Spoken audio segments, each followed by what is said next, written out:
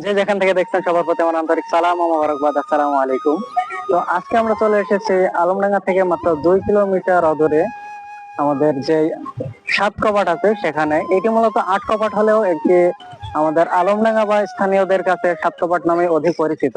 তো যেহেতু অনেকদিন পরে আমাদের এই সাত কপাটে যে জিকে ক্যানেলের মাধ্যমে পানি আসে, তো আমাদের এই পানি দেওয়া হয়েছে। দেখছেন অলরেডি অনেকে আসছে এখানে বাচ্চারা গোসল করার জন্য। তো এরপর যে আমরাও চলে এসেছি এখানে গোসল করার জন্য, এবং এই স্থানীয় যে জায়গাটি, যে দর্শনীয় জায়গা আমাদের একটি, তো এটা নিয়ে বিস্তারিত ভিডিও আমরা পরবর্তীতে নিয়ে আসবো। এখন আমরা সরাসরি চলে যাই। আজকের দিনটি ছিল 28 মার্চ, যা রমজানের শেষ জুম্মা, যে কারণে আমরা আসতেও লেট করে ফেলি।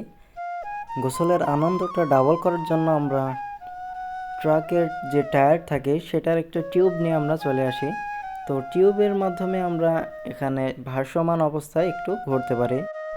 এবার আমরা সবাই মিলে কপাটের উপরে উঠে পড়ি নিচে জাম্প করার জন্য। তো লাফ দেওয়ার মজাটা আসলে আলাদা। ইতিমধ্যে অন্যান্যরা লাফ দেওয়া শুরু করে দিয়েছে।